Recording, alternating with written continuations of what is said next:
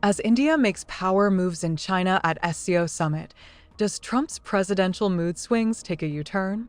From holding bilateral talks with Putin and Xi Jinping to sharing laughter and a 10-minute drive with Putin, India's SCO diplomacy sends ripples across Atlantic, calling India Tariff King to calling friendship between the people of two countries.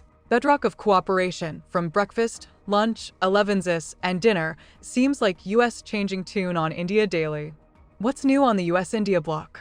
Let's find out.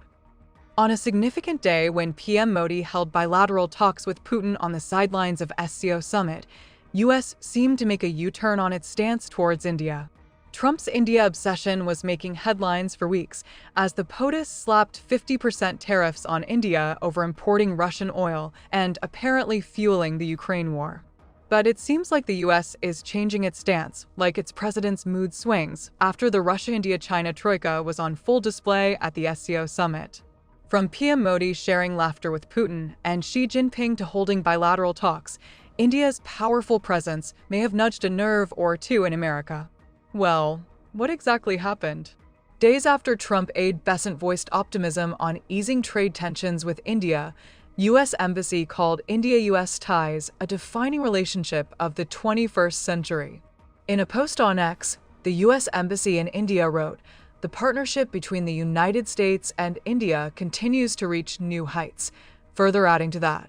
The post highlighted the defense and bilateral ties between the two countries with a hashtag called #USIndiaFW for our people. The post read, "From innovation and entrepreneurship to defense and bilateral ties, it's the enduring friendship between our two peoples that fuels this journey."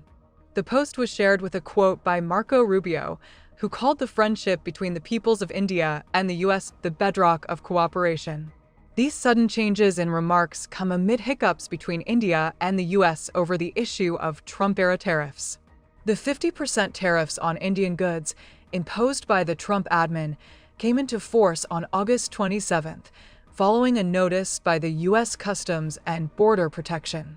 Trump and his aide, who called India the Maharaja of tariffs, cited the trade deficit and India's continued purchases of Russian oil as reasons for the move. But debunking Trump's assumption, research by a Kiev-based oil market analytics firm showed that India is the largest supplier of fuel to Ukraine. Could this be the reason for the U.S.'s sudden U-turn on India? Or is Trump scared of seeing his worst nightmare come true, the comeback of the RIC troika?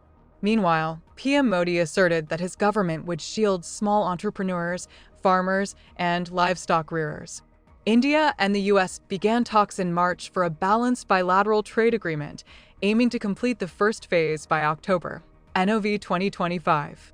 With Besant's India, U.S. will come together, remark and U.S. Embassy's #USIndiaFW for our people post on X. A shift in the Trump admin stance is clear.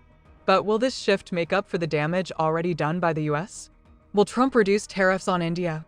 Will India forget and forgive Trump's presidential mood swings? Or will India stick with its trusted friend Russia and its faux-turned friend China? Only time will tell.